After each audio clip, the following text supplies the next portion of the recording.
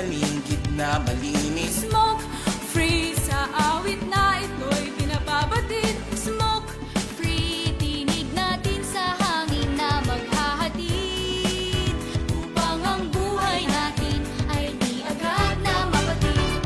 Ang sigarilyo maraming sangkap na kemikal, may lasong amoy masama sa kalusugan. Usok at abo parang ulap na itim, naglalakbay sa hangin, nalalanghap natin. Pag-iosip vape, maaari pang bawasan. Kung kaya mo rin lamang ay tuluyan ng iwasan. Para sa kabataan, magandang kinabukasan. Walang gastos, sakit, polusyon ang kalikasan. Smoke free ang hangin at paligid na malinis. Smoke free sa awit na ito'y pinababatid. Smoke free, tinig natin sa hangin na maghahatid, upang ang buhay natin ay di agad na mapatid. Oh, smoke free ang hangin at paligid na malinis. Smoke free sa awit na ito'y pinababatid. Smoke free, tinig natin sa hangin na maghahatid, upang ang buhay natin ay di agad na mapatid.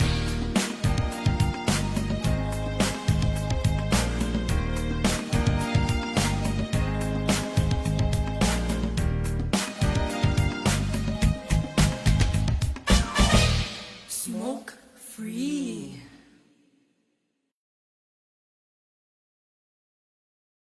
Nagpaplano ka bang mangarap? Dream house mo ba'y papalapit na? Negosyo ba'y sisimulan? Panahon na para mag-invest ka. Wow! Huwag nang mag-alala, sagot ka namin. Sa lupa't propina, siguradong angkin. AOC! ELM, Real Estate Marketing. Abot kaya, siguradong panalo rin. Zero interest, installment pa. Madali lang ay di lang dala. Preyam lot sa perfect location. Hindi binabaha, safe investment mo yan. Sa ELM, future mo ay secured. Sariling lupa mo ay assured. Ready subdivided lots, handa na. Hot square meters, pataas pa. 20% down, reserve mo na. 2 years to pay, kaya mo to, diba? Diba? May libreng survey, may boundary pa. May deed of sale, kompleto talaga. Hassle free, walang problema. Investment mo ay sigurado na. ELM Real Estate Marketing. Mag-invest ng tama, wag magatubiling. Sa Nabua at Tabaco City, strategic location, panalong pili. ELM, ELM, kinabukasan mo'y itatayo natin. Sariling lupa, sariling tahanan, kasama ang ELM hanggang pangarap ay makamtan. Diday ko, diday ko,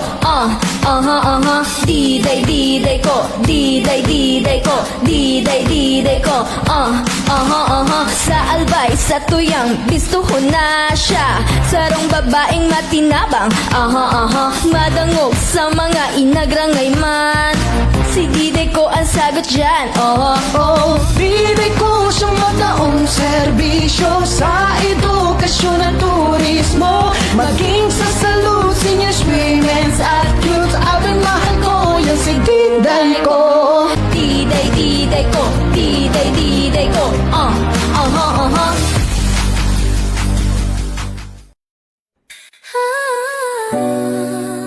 Listen up. Get the vibe so clean. Gotta go home, Dipper, baby. Let's ride.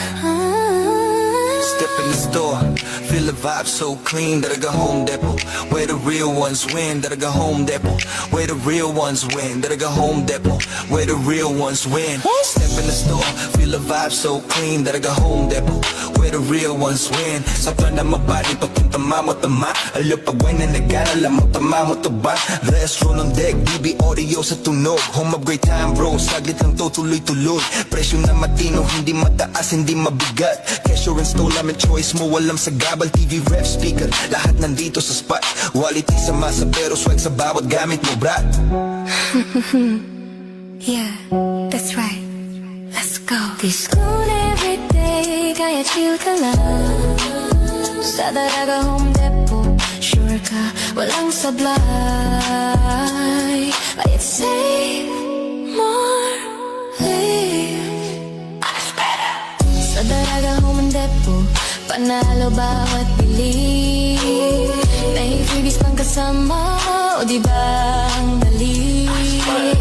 Astro na DB audio, tunog at gamit solid. Para sa iyong tahanan. Para sa iyong tahanan, we keep it real and quiet.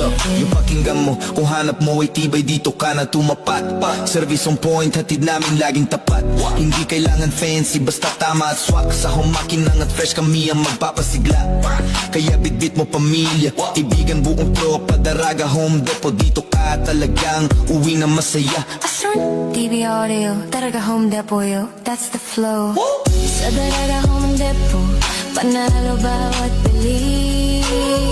May freebies pang kasama, o diba ang dali? Astro na DB audio, Astro na DB audio, tunog at gamit solid. para sa iyong tahanan. Para sa iyong tahanan, we keep it real and quality. Home Depot.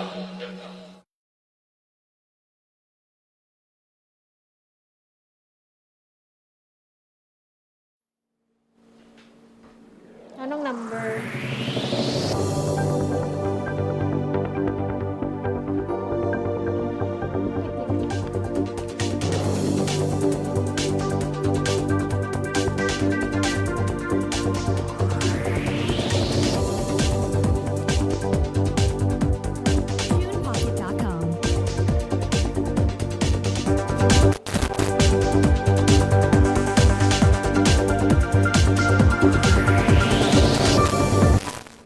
Anong mic dito? One? Okay na mic mo. Are lang.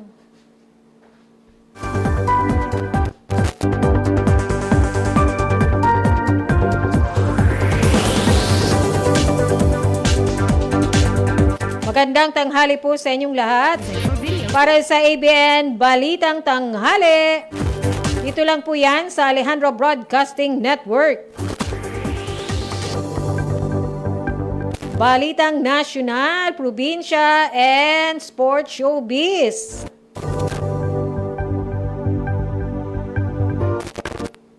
ABN Balitang Tanghali ngayong araw ng Martes, May 5, 2026. Pocket.com.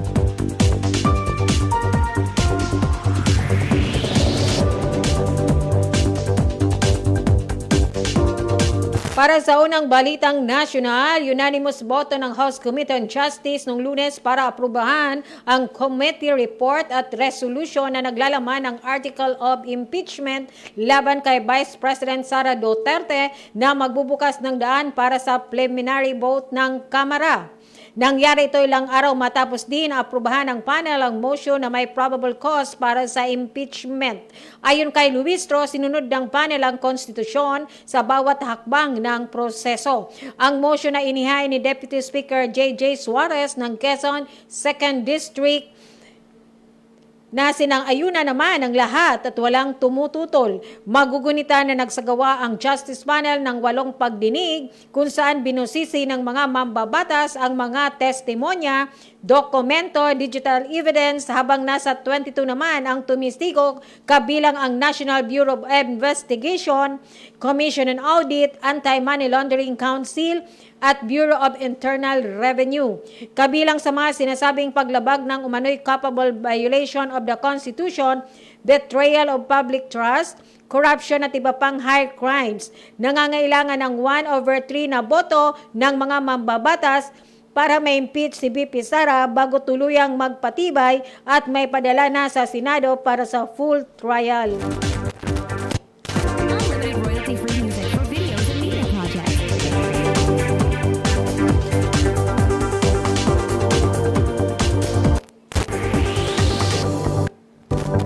Para sa pangalawang balitang nasyonal, tiwala ang Philippine National Police na malapit nang maaresto sina gambling tycoon Charlie Atong Ang and ng sangkot na missing sa Bongeros at dating ako Bicol Congressman Saldico na sangkot naman sa flood control scam. Ayon kay PNP Chief Jose Melencio Nartates Jr., patuloy ang operasyon ng pulisya gamit ang mga umiiral na plano at koordinasyon sa iba't ibang ahensya. Si Ang may warrant of arrest dahil sa kasong kidnapping with homicide at serious illegal detention kaugnay ng nawawalang sabongero. Bagamat patuloy sa pagtanggi si Ang sa mga akusasyon, may Interpol Red Notice laban sa kanya at may alok na 20 million pabuya para sa kanyang ikadarakip. Nauna nang sinabi ni Pangulong Ferdinand Marcos Jr. na naaresto si Cosa Prek dahil sa issue sa travel documents, ngunit kalaon na kinumpirma ni Justice Secretary Frederick Vida na wala na ito sa kustodiya ng SEC authorities. Huli ito ng namataan sa France noong May 1.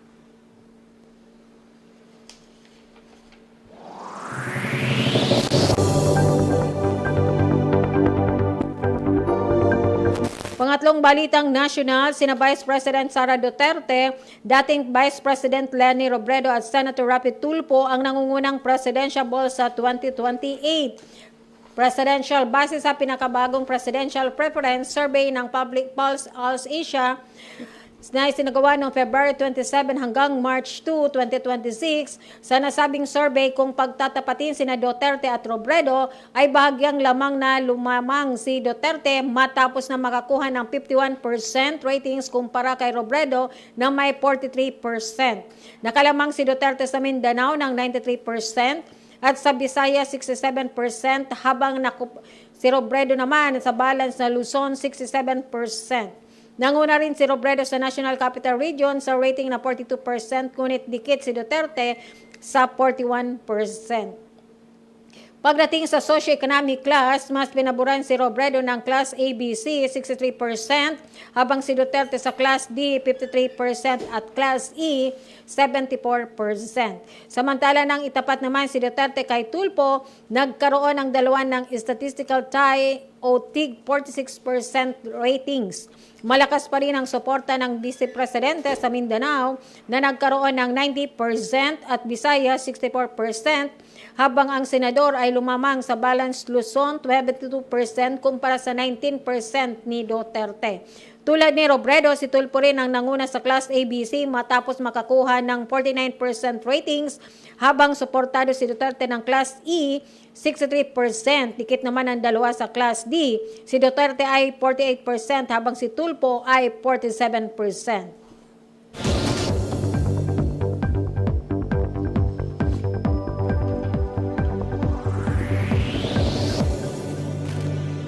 Isinusulong ni Robin Hood Padilla ang panukalang tanggalin ang senior high school sa basic education system bilang tugon sa mga hamon na kinakaharap ng pamilyang Pilipino sa ilalim ng K-12 program.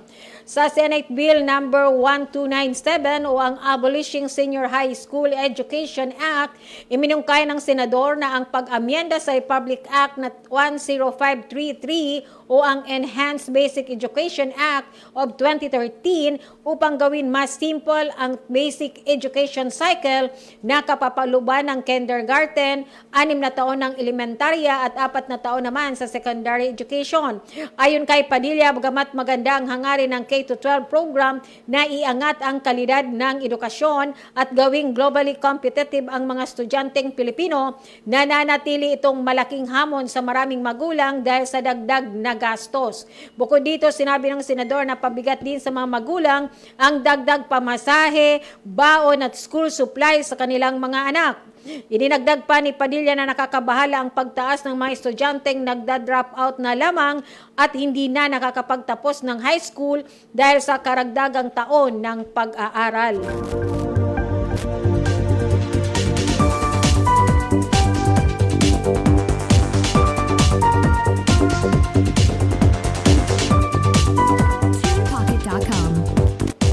Pinag-iingat ng Department of Health at DOH ang publiko laban sa sakit sa bato o chronic kidney disease matapos ito isa sa 3 Pinoy o katumbas ng 36% ng populasyon ang dinapuan nito. Dagdag pa nito, umabot sa 27 billion ang mga halaga ng binabayaran ng PhilHealth para sa mahigit 2 milyong dialysis claims sa unang 6 na buwan pa lamang ng 2025. Paliwanag ng DOH, ang CKD ay isang kondisyon kung saan unti-unting humihina o nasisira ang mga bato kaya nahirapan alisin ng dumi o sobrang tubig sa katawan. Maaari nila ito tumama kahit sa kanino kung sino, ngunit mas mataas ang panganib nito sa taong may diabetes, hypertension, family history ng kidney disease, mga taong obese, naninigarilyo o nagbe-vape, umiinom ng alak at madalas kumain ng pagkaing mataas sa asukal, asin at preservatives. Babala ng DOH, ang CKD ay silent killer dahil madalas nawala itong sintomas sa umpisa. Karaniwang ang sintomas nito ay pamamaga ng mukha, kamay at paa. Madalas na pag-ihi lalo sa gabi, pagkawala ng gana sa pagkain at hirap sa paghinga. Nananawagan ng DOH sa publiko na iwasan o bawasan ang pagkain ng ultra-processed foods na madalas sanhin ng sakit sa bato. Mas makakabuti kung ugaliin ang pag-inom ng 8 basong tubig kada araw, regular na exercise at pag-iwas sa bisyo upang makaiwas sa naturang sakit.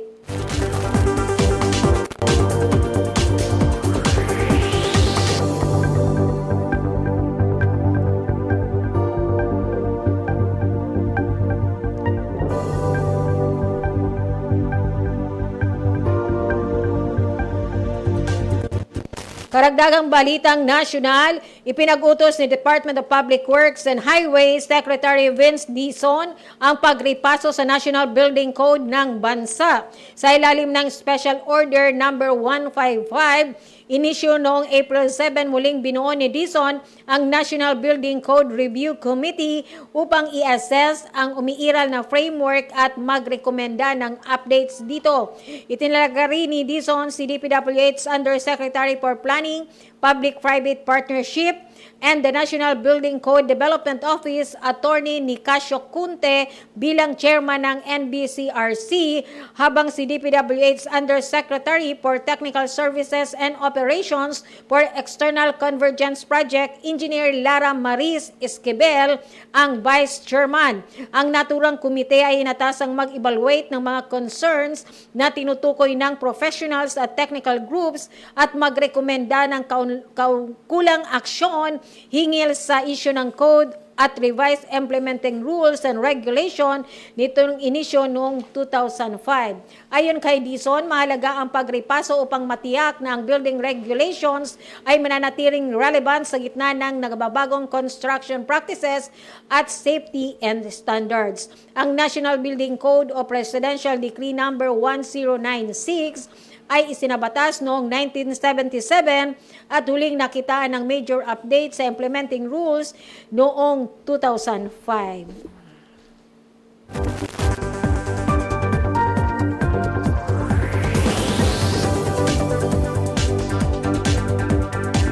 Unlimited royalty-free music for videos and media projects. Karagdagang balitang nasyonal, dito lang po yan sa Alejandro Broadcasting Network, Balitang Tanghali. Tahasang sinabi ni National Bureau of Investigation Director Melvin A. Matibag na paimbestigahan niya ang nasa likod ng pagkalat sa internet ng threat video kung saan makikitang nakikipagtalo at nagbabantang magsalita siya laban sa isang tao. Sa press conference sa NBI headquarters, sinabi ni Matibag na hindi nila alam ang motibo ng pagpapakalat ng voice recorder kaya nagsampa ng reklamong kriminal si Mel Sabio laban sa mga pinaghihinalaang nagpakalat ng audio at video ng kanilang pagtatalo. Ayon kay Sabio, nagsampa siya ng kaso dahil sa paglabag sa Data Privacy Act of 2012, ngunit tumanggi siya sa pangalanan ang mga respondent. Dagdag pa niya, nangyari ang pag-usap nila ni Matibag noong 2020 noong siya ay kabilang pa sa isang kalabang partido sa politika. Nabatid na nakausap na si Matibag at Sabio sa telepono at nagkaayos na rin at nagkapatawaran. Nagulat umano si Sabio nang lumuling lumabas ang video dahil matagal na itong nangyari.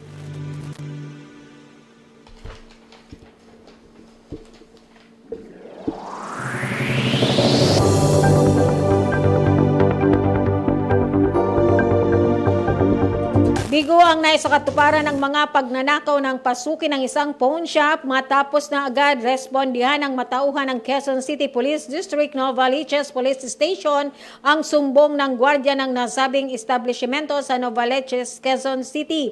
Ayon kay Quezon City Novaliches Police Station Chief Police Lieutenant Colonel Dave Anthony Capurcos, nag-ugat ang operasyon sa sumbong ng kanilang natanggap mula sa gwardiya ng pawn shop noong April 22 na nakarinig ng kahina-hinalang ingay mula sa manhole. Dito ay pinangunahan ni Capurcos ang pagpasok sa papagalugad na tunnel at nadiskobreng hinukay ng mga sospek upang pasukin ang pawn shop. Na-recover sa lugar ang iba't ibang kagamitan tulad ng grinder, baterya, cutting disc, hydraulic chuck at iba pang tools na pinaniniwala ang ginamit sa operasyon. Lumabas sa investigasyon na konektado ang tunnel sa kalapit na establishmento na patunay ang planado at organisadong tangkang pagnanakaw. Wala namang mawawalang gamit dahil agad itong naaksyonan ng gwardya at pulisya. Ikinigalak ni Capurcos ang koordinasyon at pagiging alerto ng mga gwardya kaya napigil ang pagnanakaw. Patuloy ngayon ang investigasyon ng Quezon City Police District para matukoy at mahuli ang mga responsable sa tangkang tunnel robbery.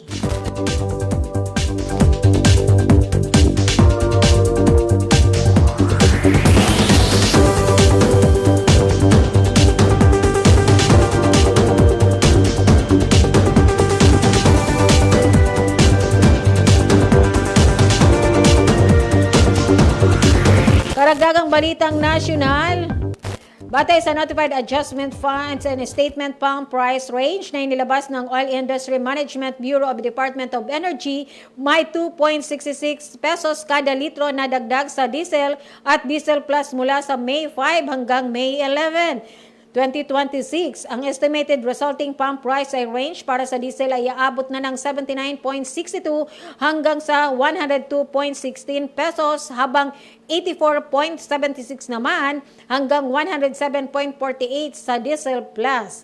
Nasa 2.21 pesos naman itataas ng presyo kada litro ng gasolina. Kabilang na ang RON 97, na ang estimated resulting farm price range ay aabot ng 82 pesos hanggang 107.11, 74.11 hanggang 102.20 pesos naman sa RON 95 at 73.21 hanggang 96.53 sa RON 91. Samantala magkakaroon naman ng tapyas na 3 pesos and 53 centavos kada litro ng presyo ng kerosene sanhi upang ang estimated resulting farm price range nito ay umabot na lamang ng 124.97 hanggang sa 146.47 pesos. Ang liquefied petroleum gas naman ay tataas ng 1 peso and 22 centavos kada kilo simula kahapon, May 4 hanggang 31, 2026, kaya't ang price adjustment para sa 11 kilogram na cylinder ay nasa 13 pesos and 42 centavos o may estimated resulting dealer's pick-up price na aabot mula sa 1,072 pesos and 42 centavos hanggang 1,701 and 77 centavos.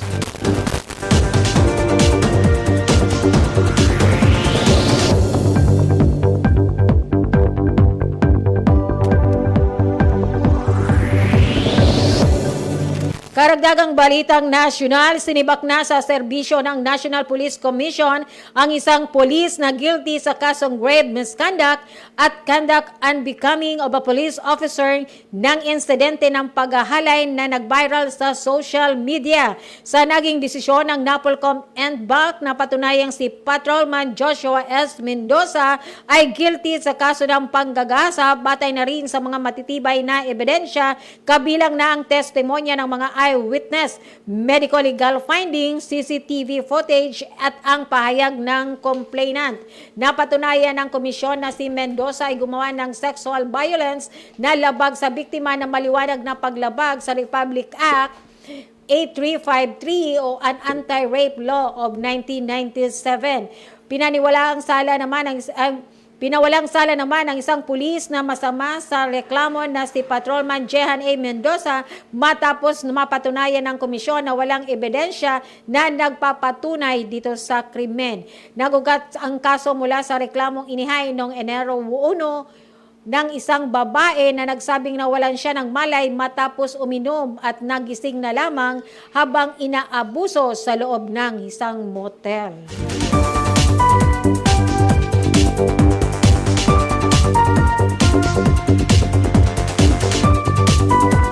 Balitang probinsya, apektado sa mayon na ashfall, pumalo na sa 129 barangay, higit 195 na katao. Umabot na sa 195,363 katao o 55,991 pamilya mula sa 129 na barangay sa paligid ng Mount Mayon sa Albay ang apektado ng nangyaring matinding ashfall noong Sabado ng hapon. Sa datos na ilibas ng Albay Provincial Safety and Emergency Management Office or PDRRMO sa pangunguna ni Robert Cristobal, 3 bayan at 1 lungsod ang pinakaapektuhan ang bumagsak na abo mula sa nangyaring lava collapse at pyroclastic density current o ang pag-uso ng pinakamalaking naitala ng pillbox simula ng pag-alboroto ng bulkan noong January. Sa bayan ng Ginubatan, nasa 26,654 families o nasa 91,225 individual ang naapektuhan mula sa 41 mga barangay. Uwas na may 21,208 na pamilya o 57 individual naman mula sa 53 barangay. Kamalig na may 8,129 families na may 28,082 katao mula sa 16 barangay at sa Ligao City naman ay may 8,626 family ang apektado mula sa 19 barangay. Agad nagpadala ng libu-libong face mask para sa mga apektadong residente ang tanggapan ni 3rd District Congressman Adrian Salceda, ako Bicol Congressman Arpledo Galbin Jr. at Office of Civil Defense 5. Wala namang naiulat na inilikas dahil sa ashfall maliban sa mahigit na 1,120 pamilya o halos 5,000 katao na evacuees mula sa loob ng 6-kilometer radius danger zone ng bulkan na halos 4 na buwan nang nananatili sa mga evacuation centers.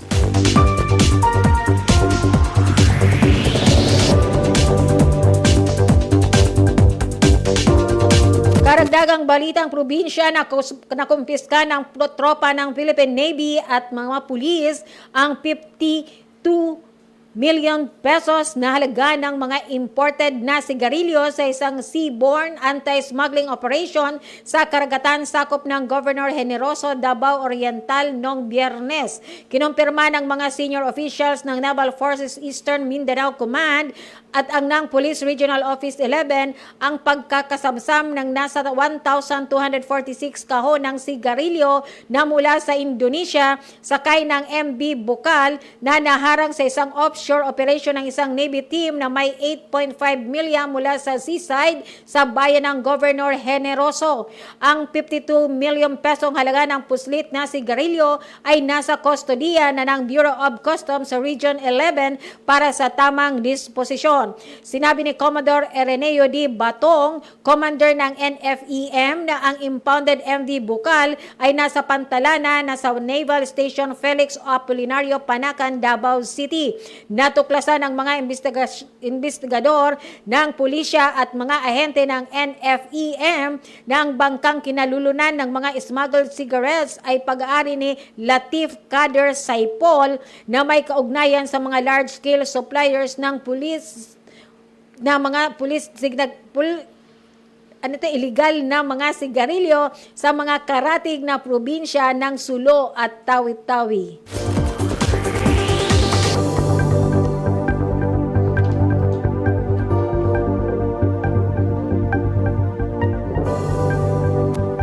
Karagdagang balitang probinsya, Ginobatan Albay, patay ang isang ginang na nag-a-apply magtrabaho sa abroad o ibang bansa, makaraang barili ng silosong mister nito at saka nagbaril sa sarili ang sospek sa Purok sa Sitio Mabalud, Barangay Tandaroda, Ginobatan Albay. Kapwa dinleklaran dead on arrival sa magkahiwalay na pagamutan ang mag-live-in partner na sina alias May, 32 years old, residente ng naturang barangay, at alias Onin na nasa hustong gulang, lugaw vendor at residente ng Purok 6, Villa Maria, Subdivision, Barangay Travisia. Sa ulat ng Camp General Simeon Ola, naganap ang insidente dakong alas 7:35 ng gabi nang puntahan ng suspect sa kanilang bahay ang biktima at kinompronta dahil umano sa selos. Nagkaroon ng mainitang pagtatalo ang ginang at mister hanggang bumunot ng isang handgun at sumpak ang tuli at malapitang binaril sa dibdib si May. Dugo ang bumulagta ang ginang habang naglakad lamang umanong palabas ang suspect patungo sa madamong lugar at doon ay nagbaril naman siya sa ulo. Mabilis na respondihan ng biktima at isinugod sa Josefina Belmonte Duran Albay Provincial Hospital, Ligao City, pero hindi na umabot ng buhay. Isinugod din sa Bicol Regional Hospital ng Medical Center sa bayan ng Daraga ang suspect pero idineklara ring patay.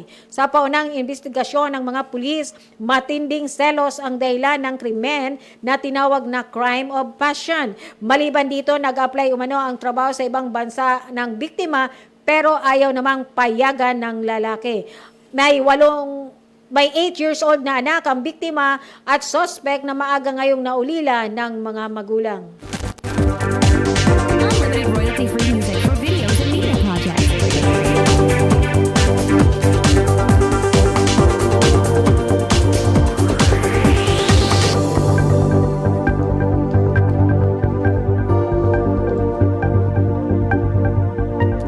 Balitang sports naman, sinandigan ng mga veteranong sina internationalist na sina Jamersley Michael Ahido at Phil British swimmer na si Rihanna Coleman ng kanilang karanasan matapos magpalubog ng tig-2 gintong medalya pagtatapos ng National Long Course Age Group Championship noong linggo sa New Clark City Aquatic Center. Inangkin ng 70 years old na si Ahido, isang multi-title junior record holder, ang ginto sa boys 17 class 50 meters freestyle sa oras ng 24 minutes and 29 seconds at 100-meter freestyle sa 54 minutes and 83 seconds na muling napatunay sa kanyang husay bilang isa sa pinakamahusay na batang sprinter ng bansa.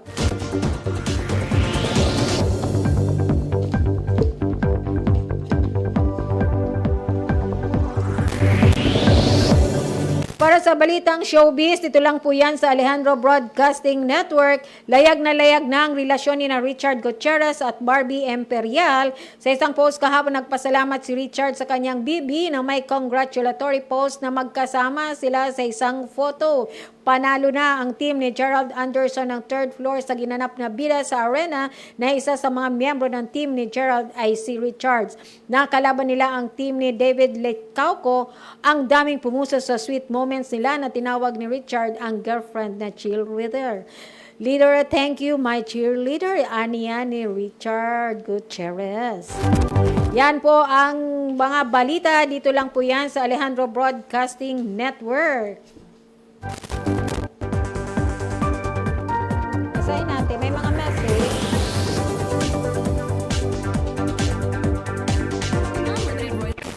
Thank you so much po pala sa 2 million viewers and then sa aking kumari si Ma'am Lynette. Yan nga pala, sino po ang nag-a-apply sa part 2 na to? Sino po ang gustong, naghahanap po ako ng kasambahay? Para sa aking kumari dyan po sa Metro Manila kay kumaring Lynette Enriquez Gonzalez. Kasi kailangan po nila ng kasambahay. Dyan po sa Manila.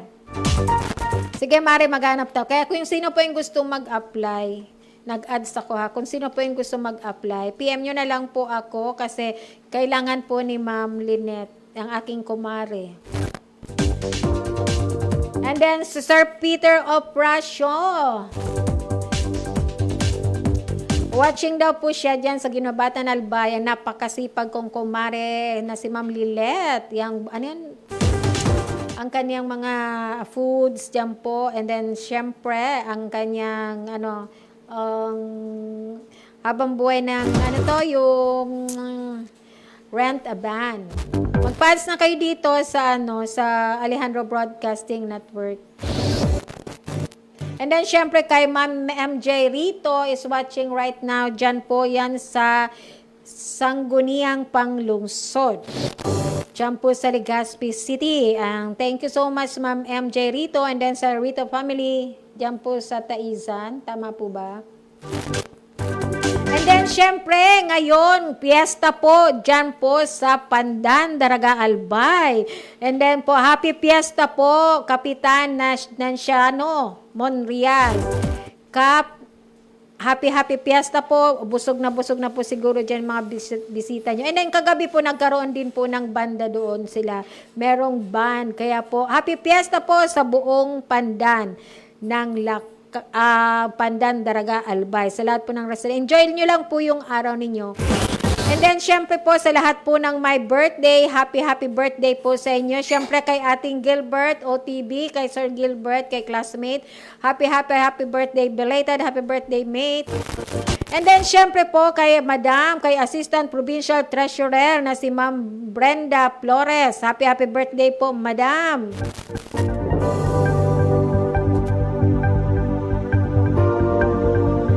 Sabi ni Ma'am MJ Rito, shout out po sa mga taga TDRD franchising dyan po sa Legazpi, LGU Legazpi City.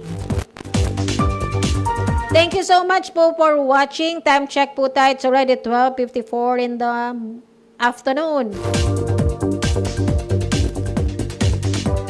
And then, syempre kay Sin MJ, wag niyo po sanang minsan sa Saturday, mag-open ako dito para po makapag-interview tayo ng ibang meron po tayong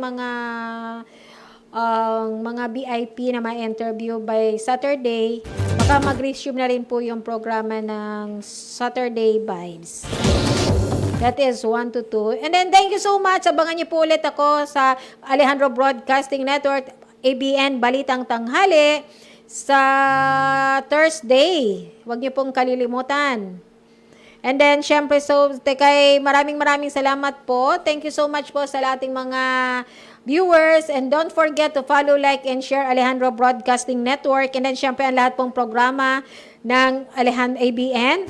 And then, syempre, thank you so much po pala sa ating boss, kay Boss Alejandro B. Alianza, General Manager ng ABN. And then, syempre, ang ating CEO, Madam Marisol Nator, CEO of the Raga Home Depot. And then, syempre, sa ating mga sponsors sa ating screen. Thank you so much. With our technical on board is with Sir Jonathan.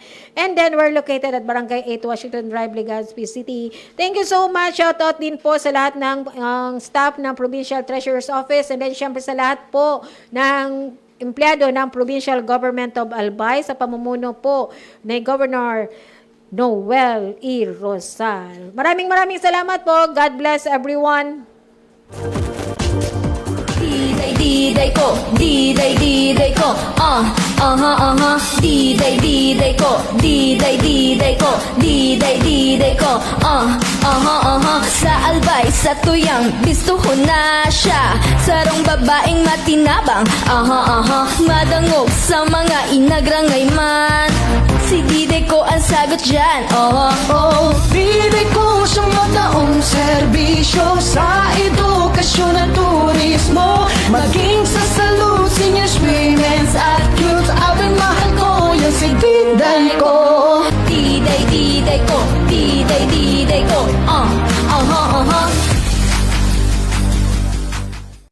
Fujidenzo Appliances, your trusted partner for home and business. Fujidenzo offers a wide selection of freezers, chillers, and refrigerators for reliable food storage solutions.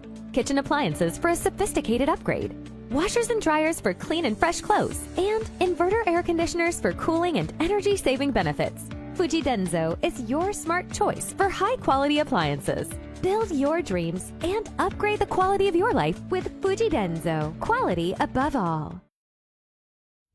At Whirlpool, we believe that special moments mostly happen at home.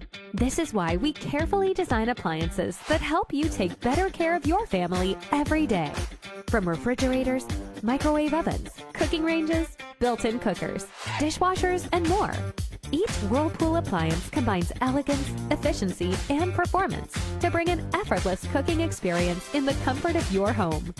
Create delicious meals with ease, only with Whirlpool. Hey! This is Talaga! Are you looking for quality and affordable home appliances and furnitures? We got something for you. So listen. Listen!